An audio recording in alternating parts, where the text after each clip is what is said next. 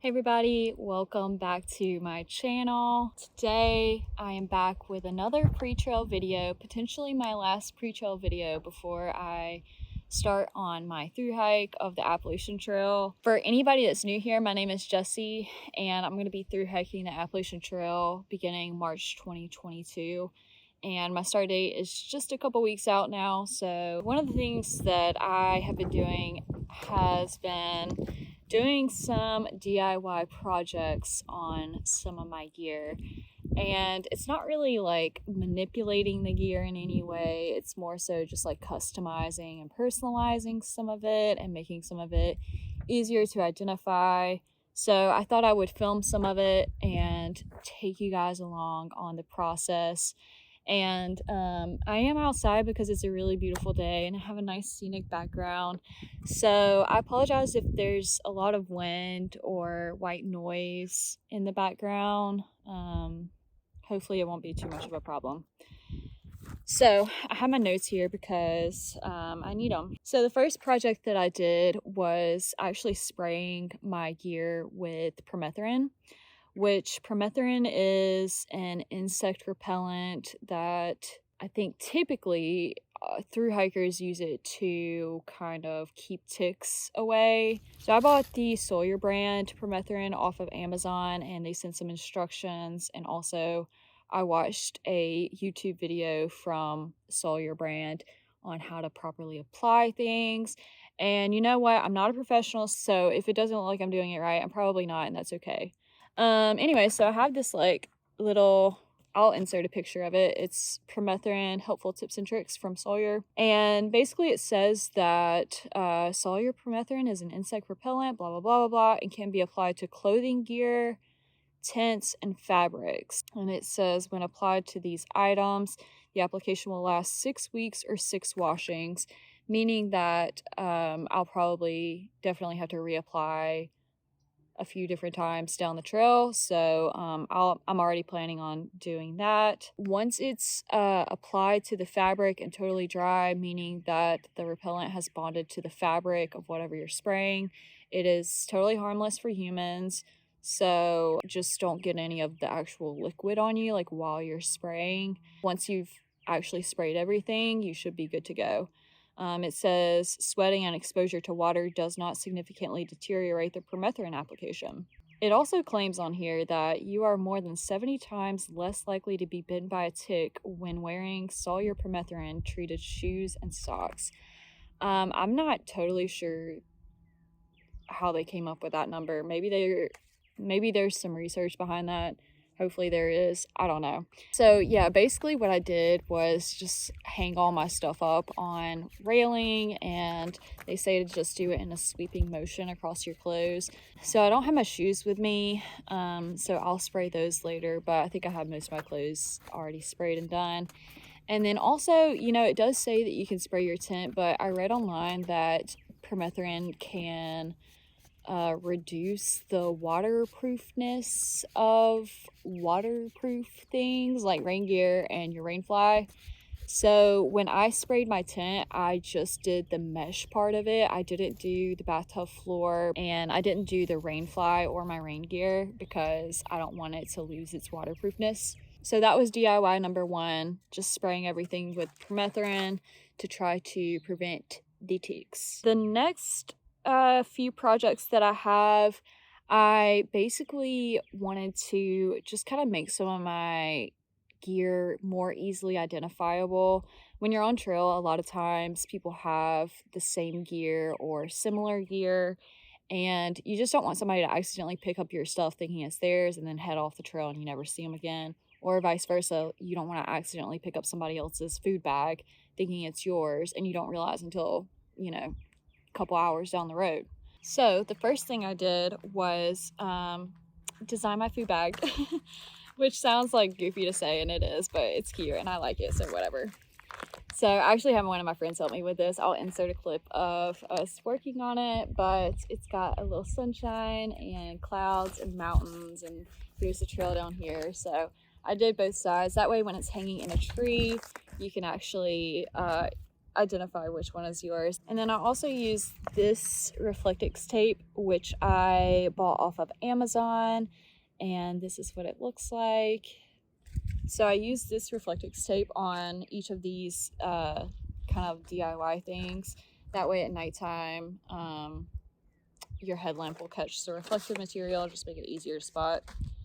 The next thing that I did something similar with was my Anchor battery pack, which is very common on trail. A lot of people use the same brand and everything. So I just put 3 strips of the Reflectix tape on this. And then also I think another helpful use of the Reflectix tape is like when you're in your tent at nighttime and you have your headlamp down low and you're trying to like look around and find stuff. The Reflectix tape will be easier to spot all your things without having to maybe take everything out of your pack just to try to find this one thing. I also added a little bit of the Reflectix tape to my tent. I have my doubts that it will stay stuck to my tent. I don't really know that the material is gonna stick on there, but you know, I'll try it out, and if it doesn't stick, that's fine. I'll just trash it later down the road if I need to.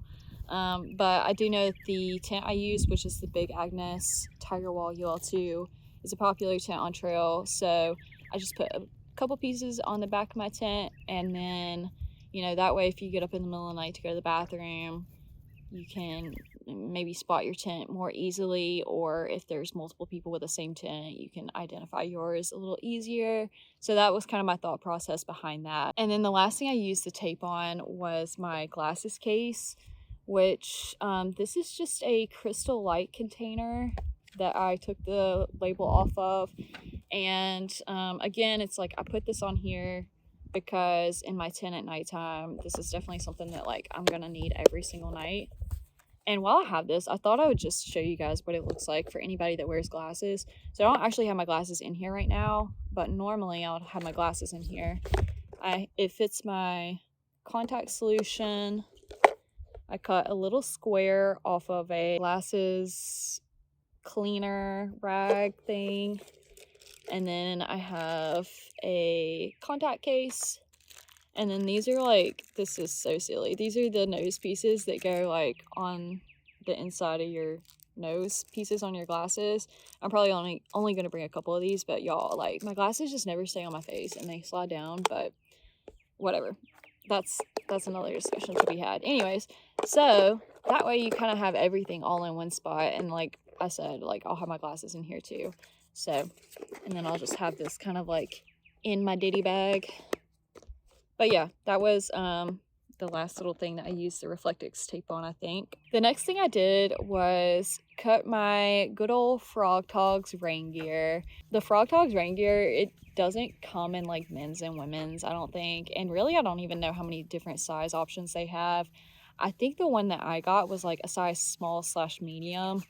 And they kind of like swallow me whole. I'm gonna leave the jacket long because I'd prefer to actually have my hands covered by the sleeves, but I went ahead and cut the bottoms off of the pants to make them a little bit shorter so that they're not dragging the ground and picking up mud and all that fun stuff. So the next thing I was going to do was actually going to be to make a food cozy bag for my cook system. And I actually asked my subscribers for some feedback when I did my gear video. That'll be linked below if you want to go check it out. Watch it at the end of this video. But I asked my subscribers for some feedback on cooking in the pot versus cooking in a Ziploc freezer bag.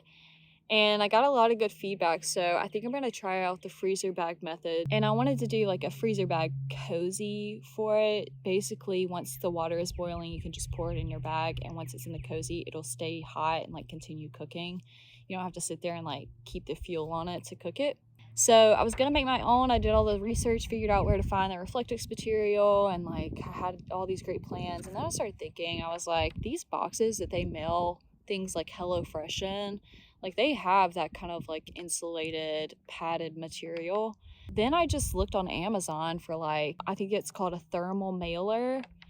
And I got a pack of 10 for like $20, and I got the size 10 inches by 10.5 inches, I believe. I haven't tried them out yet, so I can't speak to the quality of it, but I imagine that it's probably the same exact thing. So I figured that was more convenient just to like go ahead and buy those, and then I'll have them on hand at home if I need my parents to mail me some additional ones down the road, like if I rip one or if it just gets old and crusty. So that's the update on the food cozy. The next thing that I DIY'd was related to one of my luxury items. It is a journal. It says Jesse's Adventures on it. So I figured I might as well do some cute stuff with it while I'm at it. So the first thing I have, well, I have this line from a children's poem that I wrote down many years ago, and it's just kind of always like stuck with me. But it says, when nights are black and when days are gray, you'll be brave and be bright so no shadows can stay. And I don't know, I thought it was really cute when I first read it, and I still think it's really cute. So I'm bringing it with me. Anyway, so that's like opening page. So the blank page here, I wanted to make this my AT passport. And for anybody that's not familiar, along the Appalachian Trail, there are a lot of hostels that actually have their own like passport stamps. I figured they could just stamp my journal and that would be a good page for that. So I'm gonna reserve that page for that. And then at the back of the book, I haven't finished it yet, I need to fill it in, but it's kind of hard to see, but it says AT class of 2022. Y'all, how cute is this? This is my hiker yearbook.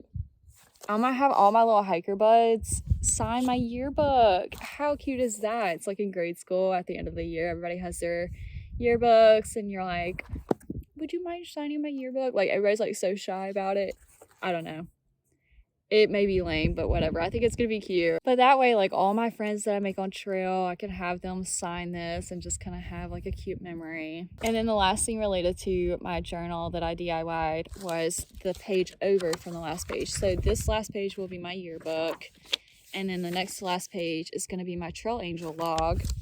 And I'm just gonna have anybody that provides trail magic, which for anybody that may not be familiar with all the hiking lingo, trail magic is basically any kind of support for a hiker. And anybody that provides trail magic is deemed to be a trail angel. And trail angels are very important and very respected and very loved by thru hikers. And so my way to kind of show my appreciation for my trail angels and to be able to just kind of like look back with gratitude is to keep a trail angel log. And so this will be anybody that provides trail magic while I'm on trail. I'll have them sign this, or any of my YouTube subscribers that send me money or anything like that, I'll just write down their names. So I do have a few names on here right now. I didn't put last names because, you know, I don't know if people want their names out there or not. But yeah, so these are just a few people that have already provided some pre-trail trail magic to me. And I'm just so thankful and appreciative of everybody that has done that. So big thank you to everybody, and I can't wait for my trail angels that I meet on trail to have them sign this, because I think that's going to be really sweet to look back on.